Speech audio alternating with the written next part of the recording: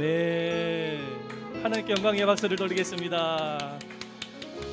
네, 목이 굉장히 불편한 가운데서도 이렇게 하나님 앞에 찬양으로 영광을 돌리셨는데 하나님께서 얼마나 기뻐 받으셨겠습니까? 그렇죠? 감사드립니다. 하나님께서 영광을 받아주셨으리라 믿습니다. 수고하셨습니다. 아멘. 오늘 말씀은 고린도전서 15장 35절에서 45절까지의 말씀입니다. 고린도전서 15장 35절에서 45절까지의 말씀입니다. 신약 성경으로는 284페이지에 있습니다.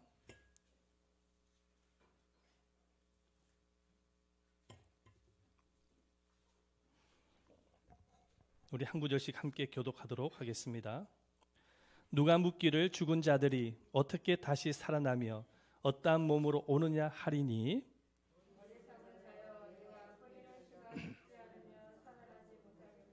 또 내가 뿌리는 것은 장래의 형체를 뿌리는 것이 아니요 다만 말이나 다른 것의 알맹이뿐이로되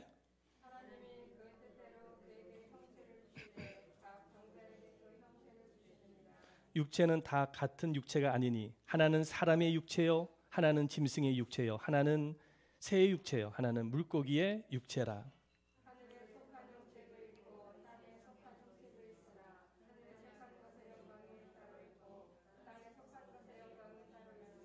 해의 영광이 다르고 달의 영광이 다르며 별의 영광도 다른데 별과 별의 영광이 다르도다.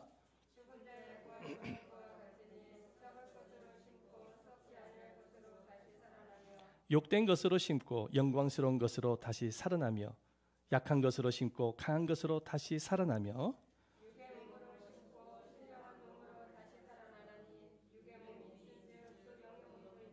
함께 읽겠습니다. 기록된 바 첫사람 아담은 생명이 되었다 함과 같이 마지막 아담은 살려주는 영이 되었나니. 아멘. 동영상을 먼저 보도록 하겠습니다.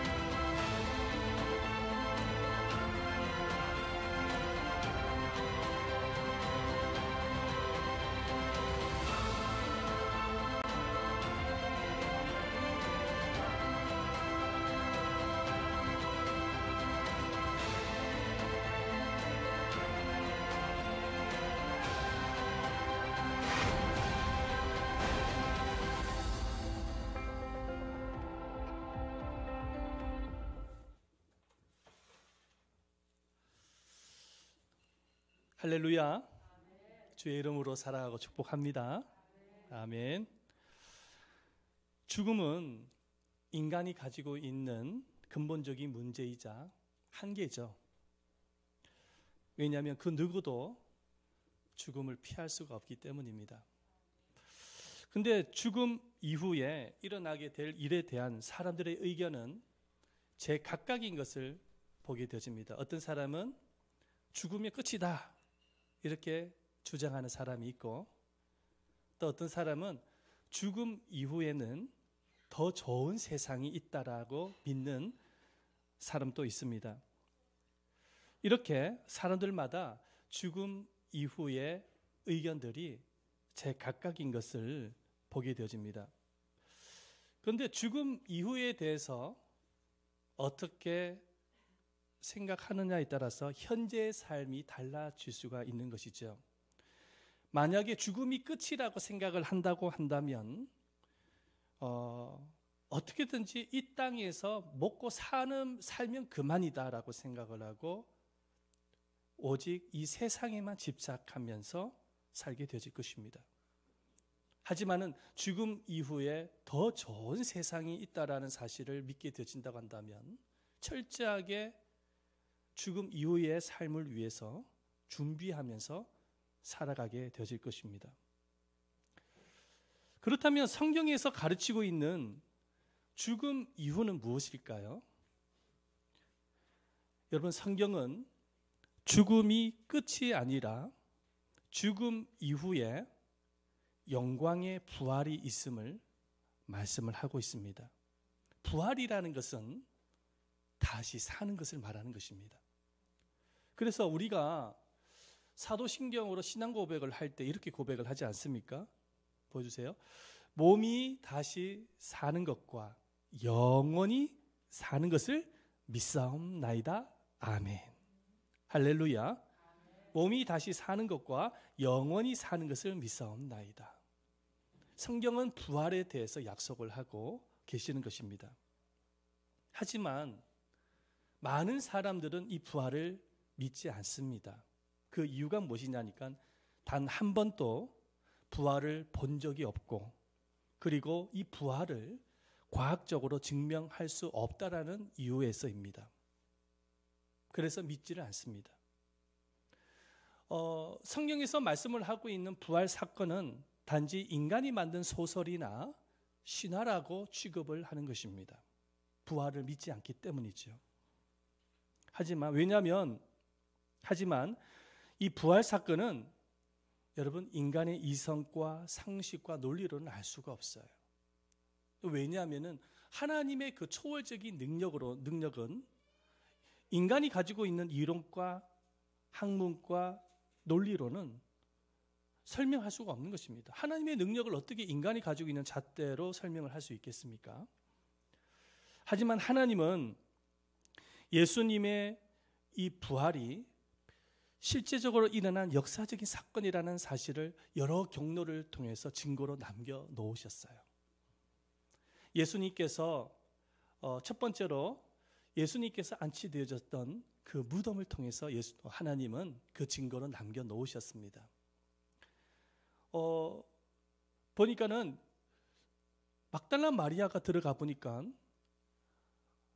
예수님이 시신이 없는 것입니다. 그리고 예수님의 세마파, 예수님을 그 몸에 감쌌던 세마포는 마치 풍선이 바람이 빠진 것처럼 그대로 있고, 그리고 예수님의 얼굴을 감쌌던 수건은 아주 정성을 다해서 개켜 있는 거예요, 머리 위에. 이 정도만 보아도 우리가 예수님이 부활했다라는 사실을 우리가 받아들이기가 어려울 수 있는 것이죠. 한번 생각을 해보십시다. 만약에 누군가가 예수님의 시신을 도둑질을 했다고 한다면 그 세마포가 그대로 있고, 그리고 그 수건이 그렇게 개켜 있었겠습니까? 그럴 수가 없겠죠. 그렇죠? 예. 근데 이것만으로는 도저히 우리가 부활을 받아줄 수 없다라고 주장하는 사람이 있습니다. 그래서 하나님은 그래서 예수님께서는 많은 사람들에게 자신의 부활의 모습을 나타내셨어요. 가장 먼저 막달라 마리아에게 나타나셨어요. 그리고 엠마오 길로 걸어가고 있는 두 제자에게도 예수님은 부활하셔서 나타나셨습니다. 뿐만 아니라 10명의 제자들이 문을 잠그고 있었었는데 그 10명의 제자들에게도 예수님께서는 나타나셨습니다. 우리 말씀 한번 볼까요? 요한복음 20장 19절에서 20절이죠. 함께 읽어보도록 하겠습니다. 시작. 이날 곧 안식 후 첫날 저녁 때에 제자들이 유대인들을 두려워하여 모인 곳에 문들을 닫았더니 예수께서 오사 가운데 서서 이르시되 너희에게 평강이 있을지어다. 이 말씀을 하시고 손과 옆구리를 보이시니 제자들이 주를 보고 기뻐하더라. 이렇게 10명의 제자에게도 예수님께서 나타나셨습니다. 그리고 의심 많았던 도마에게도 나타나셔서 손과 그리고 옆구리에 창자국에 손을 넣어보라고까지 말씀하시면서 이렇게 예수님께서 말씀하셨죠. 우리 말씀 한번 보겠습니다. 요한복음 20장 19절 말씀 읽어봅니다. 시작. 예수께서 이르시되 너는 나를 본고로 믿느냐? 20장 19절입니다. 시작. 예수께서 이르시되 너는 나를 본고로 믿느냐? 보지 못하고 믿는 자들은 복되도다 하시니라. 의심이 많았던 도마에게도 자신의 부활의 모습을 직접 보여주면서 부활이 사실임을 증명을 하셨습니다. 이렇게 예수님의 제자들뿐만 아니라 예수님께로부터 은혜를 받았던 500명이나 되는 성도들에게도 예수님께서 일시에 부활의 모습으로 나타나셨습니다. 우리 말씀을 보겠습니다. 고린도전서 15장이죠. 읽어봅니다. 시작. 내가 받은 것을 먼저 너희에게 전하여 노니 이는 성경대로 그리스도께서 우리 죄를 위하여 죽으시고 장사 지낸 바 되었다가 성경대로 사흘 만에 다시 살아나사 게바에게 보이시고 후에 12 제자에게와 그 후에 500여 형제에게 일시에 보이셨나니 라고 말씀을 하고 있습니다. 이렇게 예수님의 부활이 실제 사건이라는 사실인 이유는 이렇게 예수님의 부활을 목격한 사람들이 많았기 때문입니다.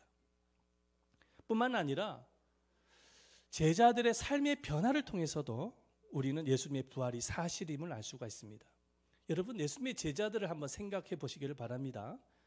예수님께서 십자가에서 처형당하실 때 모두가 다 로마 군병이 두려워서 뿔뿔이 다 도망해서 숨었던 제자들입니다.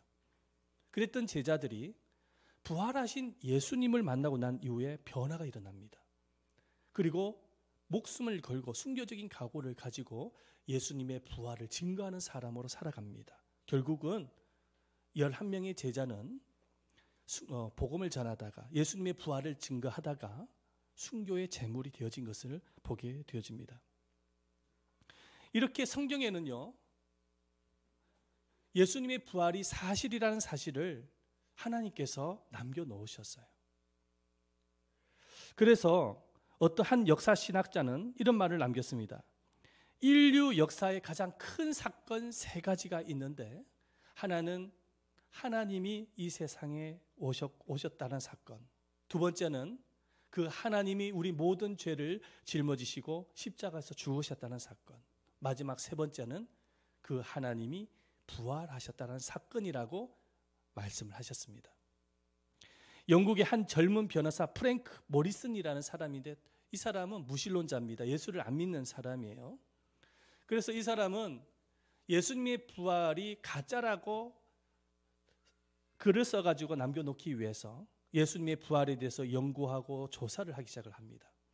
그런데 훗날에 예수님의 부활에 대해서 조사하고 연구를 하다가 이 사람도 예수님의 부활을 믿게 되어졌다는 것입니다. 그래서 이분이 쓴 책이 뭐냐니까 책을 제가 한권 가져왔는데 한번 보여주세요.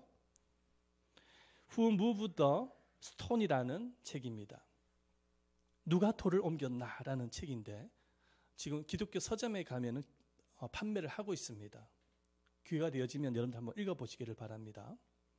무신론자였던 이분 또 예수님의 부활을 연구하고 조사를 하다가 부활이 사실이라는 사실을 믿게 되어진 거예요.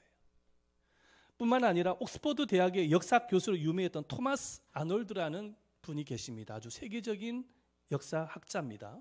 그분이 뭐라고 고백을 했냐니까 이렇게 고백을 하였습니다. 한번 보십시다. 읽어봅니다. 시작. 나는 여러 해 동안 과거의 역사를 연구하고 조사하며 이에 대해 기록한 문헌과 유물을 고증하여 사실 여부를 조사했습니다. 그런데 하나님께서 우리에게 주는 표징, 곧 그리스도가 죽으셨다가 살아나셨다는 사실보다 더 분명하고 완전한 사실을 인류사에서 보지 못했습니다. 예수님의 부활이 사실이라는 사실을 고백을 한 거예요. 세계적인 역사학자입니다. 그분이 그렇게 고백을 한 것이죠. 이렇게 하나님은요, 예수님의 부활의 흔적을 많이 남겨놓으셨기 때문에 많은 사람들이 예수님의 부활을 믿고 있는 가운데 있는 것입니다.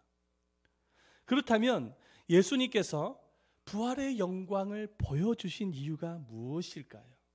예수님께서 왜 부활하셔서 제자들에게 나타나셨을까요? 왜 500명이나 되는 성도들에게 나타나셨을까? 그 외에 사도 바울을 비롯한 많은 사람들에게 부활의 증거를 보여주셨을까요? 그 이유가 무엇일까요? 예수님께서 부활의 영광을 얻을 수 있듯이 예수를 믿고 있는 주의 자녀들에게도 부활이 있음을 보여주기를 원하셨던 것입니다. 할렐루야. 이 사실을 우리가 방금 읽었던 이 본문을 통해서 우리가 살펴볼 수가 있습니다. 고린도 교회에 여러 가지 문제가 많았는데 교인들 가운데서 예수님의 부활을 믿지 않는 사람들도 있었습니다. 그래서 그 교인이 사도 바울에게 질문을 던집니다. 뭐라고 질문하냐? 사람이 죽고 난 후에 다시 살아날 수가 있는가? 이게 첫 번째 질문입니다. 두 번째 질문은 사람이 부활을 한다고 하는데 그렇다면 그 부활의 모습은 도대체 어떤 모습인가? 이렇게 질문을 합니다. 자, 우리 한번 말씀을 볼까요? 35절입니다. 함께 읽어봅니다. 시작. 누가 묻기를 죽은 자들이 어떻게 살아나며 어떤 몸으로 오느냐 하리니, 이렇게 사도 바울에게 질문을 던지는 거예요.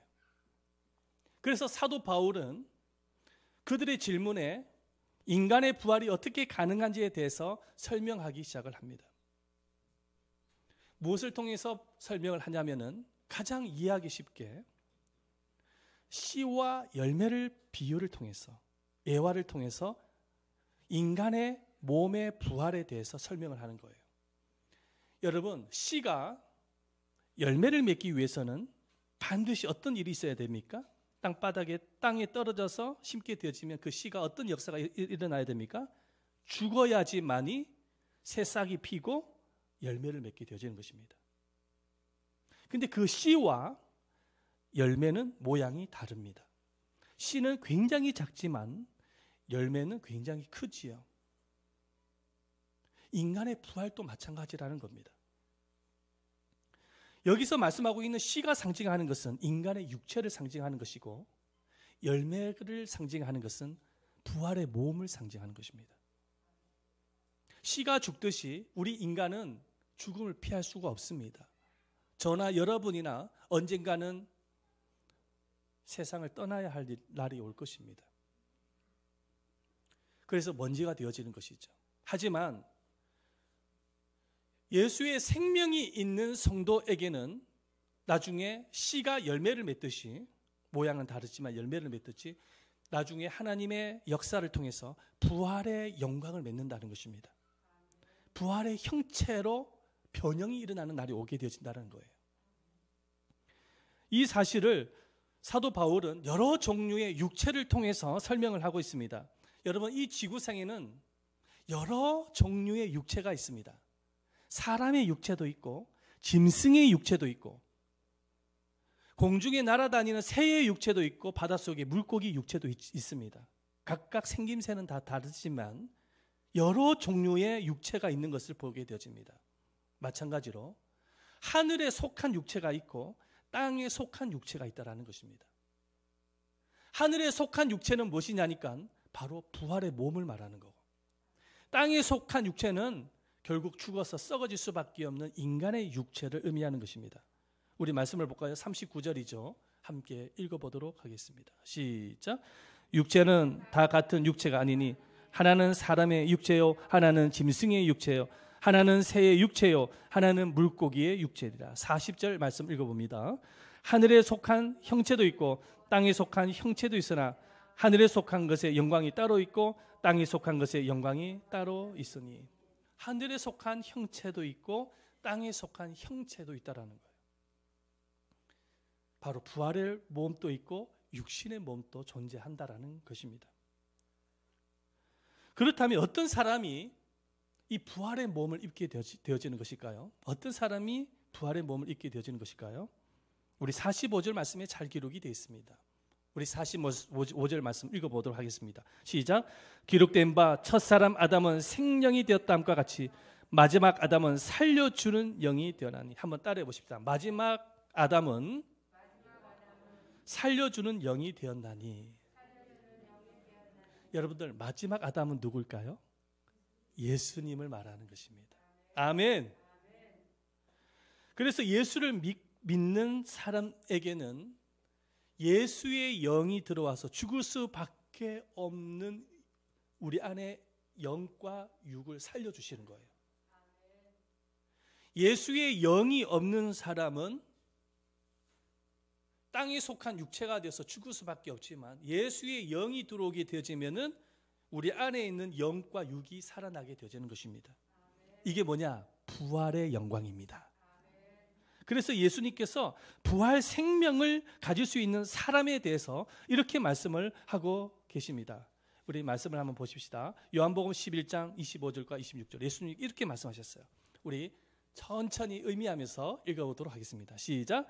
예수께서 이르시되 나는 부활이요 생명이니 나를 믿는 자는 죽어도 살겠고 무릇 살아서 나를 믿는 자는 영원히 죽지 아니하리니 이것을 내가 믿느냐 아멘.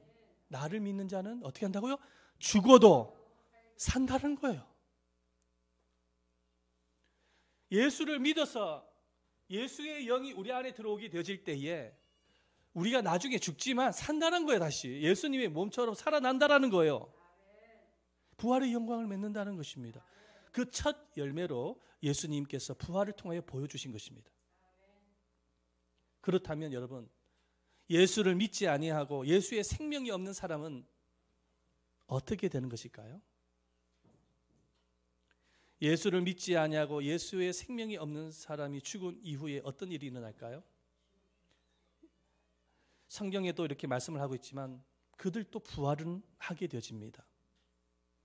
하지만 사람의 육체와 짐승의 육체가 다르듯이 예수를 믿는 사람과 예수를 믿지 않는 사람의 부활은 다른 것입니다.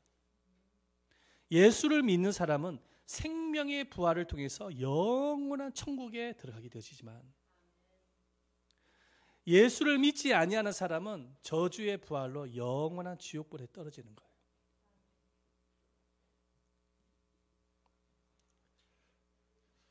여러분들 모두가 다 예수를 잘 믿음으로 인해서 부활 생명을 꼭 가지시기를 예수님의 이름으로 축원드립니다. 그렇다면 주의 자녀들이 갖게 될 부활의 몸은 여러분 영원한 천국에 들어가게 되어진 거예요. 그러니까 이 세상에서 가장 복된 인생은 어떤 인생이 가장 복된 인생이냐면 바로 부활 생명이 있는 사람이 가장 복된 인생인 것입니다. 아무리 이 땅에서 성공하고 출세하고 돈 많고 권력과 명예를 가져도 그 영혼이 부활 생명을 맺지 못하게 되어진다고 한다면 가장 불쌍한 사람인 거예요. 불행한 사람이 되어지는 것입니다. 여러분들 모두가 예수를 잘 믿어서 부활 생명을 꼭 가지시기를 축원드립니다. 자, 그렇다면은요, 여러분 주의 자녀들이 갖게 되어질 이 부활의 몸은 어떤 유형의 몸일까요? 오늘 사도 바울은 거기에 대해서 설명하고 있는 거예요. 예수를 믿는 사람이 나중에 부활의 몸을 갖게 되어졌을 때 그 부활의 몸은 도대체 어떤 몸일까요? 이렇게 살과 뼈가 있는 육체, 이렇게 살과 뼈가 있는 몸일까요? 아니면 살과 뼈가 없는 영의 몸일까요? 우리 말씀을 한번 볼까요? 사도 바울은 4가지로 설명을 하고 있습니다. 42절이죠. 함께 읽어보도록 하겠습니다. 시작. 죽은 자의 부활도 그와 같으니 썩을 것으로 심고 썩지 아니할 것으로 다시 살아납니다. 부활 이전의 육체의 몸은 나중에 늙게 되어지고 죽게 되어져서 그 육체는 썩어지는 것입니다. 하지만 부활 이후의 몸은 어떤 몸이냐? 부활의 몸은 어떤 몸이냐면은 썩지도 않고 늙지도 아니하고 영원한 생명을 누릴 수 있는 몸으로 바뀌어진다는 거예요. 아멘. 자, 그리고 우리 43절 말씀도 한번 읽어볼까요? 43절입니다. 시작. 욕된 것으로 심고 영광스러운 것으로 다시 살아나며 약한 것으로 심고 강한 것으로 다시 살아나며. 욕된 것으로 심었다는 것은 뭐냐면은 사람은 결국 늙어진다는 것이죠. 우리의 피부도 우리의 살도 늙게 되어지고 약해진다는 것입니다. 주름살이 생기고 세월이 흘러가면 그렇게 되지 않습니까? 하지만은 여러분 부활의 몸은 어떤 몸이냐? 늙지가 않아요. 주름살이 생기질 않아요. 부활의 몸은 가장 영광스러운 몸으로 바뀌어지는데 가장 젊고 가장 매력적인 몸으로 변형이 된다는 것입니다. 그래서 부활의 몸을 입게 되어졌을 때는 굳이 성형수술을 할 필요가 없습니다. 요즘 보니까는 성형수술 하시는 분들이 좀 제법 많더라고요. 이 주름살 생기면 주름살을 또 피기 위해서 애를 많이 보톡스인가 뭔가 그걸 받기도 하고 그리고 막 성형수술도 하기도 하고 그렇게 하시는 분들이 있더라고요 보니까. 그런데 부활의 몸을 입고 난 이후에는 성형수술을 할 필요가 없습니다. 왜냐하면 가장 젊고 가장 매력적이고 가장 영광스럽고 가장 아름다운 모습으로 변형이 되기 때문에 그렇습니다. 부활의 몸은 그렇게 바뀌어져요. 자, 그리고 44절 말씀 함께 읽어볼까요? 44절입니다. 시작. 육의 몸으로 심고 신령한 몸으로 다시 살아나니 육의 몸이 있은즉 또 영의 몸도 있느니라. 아멘. 부활 이전의 몸은 시 공간의 제약을 받습니다. 시간과 공간의 제약을 받아요. 하지만 부활의 몸이 되어질 때 시간과 공간의 제약을 받지 않아요. 한 예로 말씀을 드린다면 우리가 지금 양주에 살고 있는데 부활의 몸을 입게 되어지면 부산까지 순식간에 갈 수 있어요. 시 공간의 제약을 받지 않습니다. 이 모습을 예수님께서 직접 보여주셨습니다. 막달라 마리아가 예수님의 시신이 없어진 것을 보고 울고 있는데 예수님께서 막달라 마리아에게 나타나셨어요. 그런데 막달라 마리아가 예수님을 처음 보자마자 부활하신 예수님이라고 생각을 못했습니다. 동산지기인 것으로 착각을 했습니다. 예수님을 왜 예수님으로 처음에 보질 못하고 다른 사람으로 착각했냐면 예수님의 그 육체의 몸이 부활의 몸으로 변형이 되셨기 때문에 알아보지 못했던 것입니다. 우리 말씀 볼까요? 요한복음 20장 15절 말씀이죠. 읽어봅니다. 시작. 예수께서 가르사대 여자여 어찌하여 울며 누구를 찾느냐 하시니 마리아는 그가 동산직인 줄 알고 가로되 주여 당신이 옮겨갔거든 어디 두었는지 내게 이르소서 그리하면 내가 가져가리이다 라고 말씀하고 있는 거예요. 동산직인 줄 알고 있어요. 예전에 예수님을 만나 생각을 한다고 한다면 금방 알아차릴 때 못 알아본 것이죠. 엠마오로 가는 두 제자도 마찬가지입니다. 엠마오로 가는 두 제자가 걸어가고 있는데 부활하신 예수님께서 함께 동행을 합니다. 그런데 이 엠마오로 가는 두 제자도 부활하신 예수님을 처음에 알아보질 못합니다. 외딴 사람인 줄로 착각을 합니다. 말씀을 볼까요? 그런데 이 엠마오로 가는 두 제자가 언제 예수님 부활하신 예수님을 알게 되었냐니까 저녁 때에 저녁 식사를 제자들과 같이 나누는데 예수님께서 그 저녁 식사를 가지고 축사를 하셨을 때 예수님께서 영의 눈을 띄게 해주셔서 자신과 함께 동행했던 사람이 부활하신 예수님의 사실을 알게 되어집니다. 할렐루야. 우리 말씀을 봅니다. 누가복음 24장 30절과 31절이죠. 함께 읽어봅니다. 시작. 그들과 함께 음식 잡수실 때에 떡을 가지사 축사하시고 떼어 그들에게 주시니 그들의 눈이 밝아져 그인 줄 알아보더니 예수는 그들에게 보이지 아니하시는지라. 엠마오로 가는 두 제자가 부활하신 예수님을 처음 만났을 때 왜 못 알아봤을까요? 예수님께서의 몸이 부활의 몸으로 변형이 되셨기 때문에 못 알아본 것입니다. 그리고 부활하신 예수님은 어디에 나타나셨습니까? 그 다음에 예수님께서 부활하신 예수님은 어디 나타나시니까는 10명의 제자들에게 나타나십니다. 이 10명의 제자는 로마 군병이 무서워서 문을 걸어 잠그고 창문을 다 닫고 숨어 있었거든요. 그곳에 예수님께서 나타나신 거예요. 그런데 예수님을 보자마자 10명의 제자는 예수님이 귀신인 줄 착각합니다. 우리 말씀을 볼까요? 누가복음 24장 37절 말씀입니다. 읽어보도록 하겠습니다. 시작. 그들이 놀라고 무서워하여 그 보는 것을 영으로 생각하는지라. 영으로 생각했다는 것은 뭐냐? 홀령, 귀신으로 착각을 했던 것이죠. 이 제자들이 예수님의 부활을 믿지 않고 착각을 하니까 예수님께서 손과 옆구리에 못자국과 그리고 창자국을 보여주십니다. 손과 발을 보여주면서 직접 만져보라고까지 말씀을 하십니다. 우리 한번 읽어보겠습니다. 누가복음 24장 39절이죠. 읽어보도록 하겠습니다. 시작. 내 손과 발을 보고 나인 줄 알라. 또 나를 만져보라. 영은 살과 뼈가 없을 때 너희 보는 바와 같이 나는 있느니라. 그러니까 이 예수님의 손의 못자국과 이 발의 못자국은 예수님의 부활의 흔적인 거예요. 직접 제자들에게 한번 만져봐. 내가 부활했어. 증거를 보여주시는 것입니다.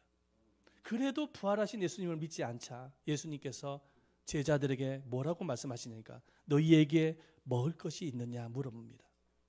그 제자들이 구운 생선이 있었는데 그 생선을 예수님께 드릴 때에 부활하신 예수님께서 그 생선을 맛있게 잡수십니다. 우리 말씀을 보겠습니다. 누가복음 24장 42절과 43절을 읽어봅니다. 시작. 이에 구운 생선 한 토막을 드리니 받으사 그 앞에서 잡수시더라. 아멘. 그제서야 예수님의 제자들이 부활하신 예수님의 부활을 보면서 기뻐합니다. 여러분, 예수님의 부활의 모습을 한번 보시기를 바랍니다.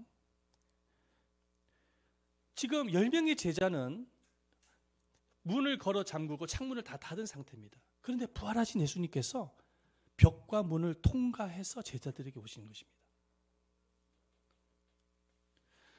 엠마오 가는 두 제자에게 예수님이 나타나셨을 때도 마찬가지죠. 보십시오. 순식간에 제자들에게 나타나시더니 저녁 때는 순식간에 바람처럼 사라지십니다. 이 사실을 볼 때에 부활의 몸은 어떤 몸이냐면 시간과 공간을 초월하는 몸임을 알 수가 있습니다. 시간과 공간의 제약을 받지 않아요. 지금 우리가 육체를 가지고 이 땅의 삶을 살면서 시간과 공간의 제약을 받지만 부활의 몸은 시간과 공간의 제약을 받지 않는 몸임을 알 수가 있습니다. 그리고 한번 보시기를 바랍니다. 예수님의 제자들이 예수님의 부활을 자꾸 의심하니까 예수님께서 손과 발의 못자국을 보여주십니다. 그리고 먹을 것이 있느냐 그러시면서 구운 생선까지도 드시는 것을 볼 수가 있습니다. 이것을 보았을 때 예수님의 부활의 몸은 또 육체를 가지고 있는 것을 보게 되어집니다. 이전의 그 모습 그대로 육체를 가지고 있어요. 그래서 이 부활의 몸은 어떤 몸이냐면 종합적으로 볼 때에 시간과 공간의 제약을 받지 않는 육체의 몸이라는 것입니다.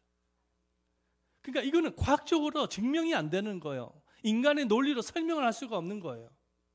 우리가 인생을 살다가 나중에 죽게 되어져서 우리의 이 육체의 몸은 먼지가 되겠지만 여러분, 부활의 몸은 이 먼지가 아닌 것입니다.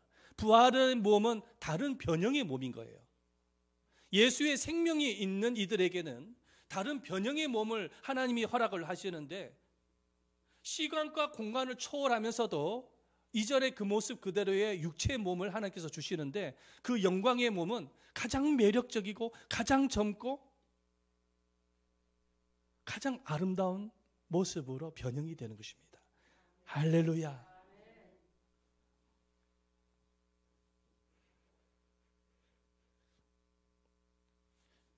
(40년을) 같이 산 부부가 예루살렘에 여행을 갔습니다. 그런데 아쉽게도 안타깝게도 부인이 세상을 떠나고 말았습니다. 그 예루살렘에서. 그래서 그 예루살렘의 장례사가 말을 합니다. 고국으로 돌아가기 위해서는 이 시신을 운구하기 위해서는 $5,000가 필요하다라는 거예요. 그런데 이 예루살렘의 시신을 만약에 장례를 한다면은 $150만 있으면 된다고 말을 합니다. 그런데 남편은 고민을 하기 시작을 합니다. 도대체 어떻게 해야 되느냐. 그 결정을 내립니다. 그 장례사한테 저희 아내를 고국으로 보내달라고 말을 합니다. 그랬더니 장례사가 하는 말이 아니 $5,000나 드는데요. 이 예루살렘에 안치가 되어지면은 $150만 있으면 되는데 그렇게 많은 돈을 비용을 들여서 그걸 할 생각입니까? 그렇게 물어보는 거예요. 그랬더니 남편이 이런 말을 하는 거예요. 이 예루살렘에 과거에 예수님께서 무덤에 안치되어졌다가 3일 만에 부활하셨잖아요. 제 아내도 혹시나 3일 만에 부활할까 봐 다시 살까 봐 그래서 걱정이 돼가지고 무서워가지고 그래서 그렇게 말했다는 것입니다. 네, 재미있는 유머죠. 한번 웃자고 한번 준비를 해봤습니다. 사랑하는 여러분, 예수를 믿고 예수의 생명이 있는 성도에게는 부활의 영광이 있습니다. 죽음을 두려워하지 마세요. 그래서 예수님께서 성도의 죽음에 대해서 뭐라고 말씀하시느냐? 죽었다라고 말씀하지 않으세요. 잔다라고 말씀하셨어요. 성도의 죽음은 죽음이 아닌 거예요. 자는 거예요. 그래서 죽음을 두려워하지 마세요. 예수님이 재림을 하실 때 가장 먼저 죽은 자가 다시 부활하게 되실 것입니다. 그리고 두 번째로는 살아있는 사람이 부활의 영광을 맺게 되어져서 구름 가운데에 예수님을 영접하는 역사가 있게 되어질 것입니다. 말씀을 한번 볼까요? 데살로니가전서 4장 16절입니다. 시작. 주께서 호령과 천사장의 소리와 하나님의 나팔 소리로 친히 하늘로부터 강림하시리니 그리스도 안에서 죽은 자들이 먼저 일어나고 17절. 그 후에 우리 살아남은 자들도 그들과 함께 구름 속으로 끌어올려 공중에서 주를 영접하게 하시리니 그리하여 우리가 항상 주와 함께 있으리라. 아멘. 할렐루야. 여러분, 예수를 믿는 주의 성도들에게는 부활의 영광이 있습니다. 그 부활의 영광의 첫 열매로 예수님이 보여주신 것입니다. 예수님이 십자가에서 돌아가시고 부활하시고 바로 올라가실 수도 있었을, 승천하실 수도 있었을 텐데 40일 동안 제자들과 함께 시간을 보내면서 자신의 부활을 나타내신 이유는 나만 부활하는 것이 아니라 예수를 믿는 이들 모두가 다 부활의 영광이 있음을 보여주신 거예요. 그러므로 사랑하는 여러분, 나에게 부활의 영광이 있다는 사실을 믿고 항상 감사와 기쁨으로 인생을 사시기를 바랍니다. 죽음을 두려워하지 마시기를 바랍니다. 기쁨과 감사한 마음으로 주님을 섬기면서 살아가는 것입니다. 무엇보다도 아직까지도 부활 생명이 없고 부활의 영광을 모르고 있는 이들에게 부활 생명이 있음을 증거하시고 전하시기를 바랍니다. 우리만 생명의 부활을 얻게 되어 천국 갈 수는 없지 않겠습니까? 그들도 예수를 믿어서 영원한 천국으로 입성을 해야 되지 않겠습니까? 기억하십시오. 언젠간 우리는 세상을 다 떠납니다. 저도 떠나고 여러분들도 다 떠납니다. 여러분, 이 세상이 천년 만년이 아닌 거예요. 길어봐야 100년인 것입니다. 할렐루야.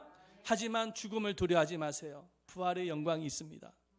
나중에 다 우리는 천국에서 다시 만나게 되어질 거예요. 지금 현재의 모습이 아니라 막 주름살이 생기고 늙은 모습이 아니라 영광스러운 모습으로, 가장 매력적이고 가장 아름답고 가장 젊은 모습으로 만나게 되어질 것입니다. 우리 모두가 다 부활의 소망을 가지고 기쁨과 감사한 마음으로 주님을 전하면서 살아가십시다. 아멘. 우리 함께 기도하도록 하겠습니다. 우리 한번 기도를 드릴 때에 살아계신 아버지 하나님, 우리가 부활을 믿게 하여 주시고 부활의 감사와 기쁨으로 부활 생명을 전할 수 있는 우리가 되어지게 하옵소서. 이 땅의 인생을 살아가는 동안 나에게 부활 생명이 있음에 감사하고 기쁨으로 행복한 인생을 살아갈 수 있게 해 주옵소서. 우리 한번 이 시간에 간절한 마음으로 통성으로 부활에 대한 소망을 가지고 기도하는 시간을 가지겠습니다. 기도하겠습니다. 살아계시고 자비로우신 아버지 하나님 앞에 감사드립니다. 오늘 주님께서 주신 말씀과 같이 죽음이 끝이 아니라 아버지 하나님 부활 생명이 있음을 오늘 말씀하시고 가르쳐 주셔서 감사드립니다.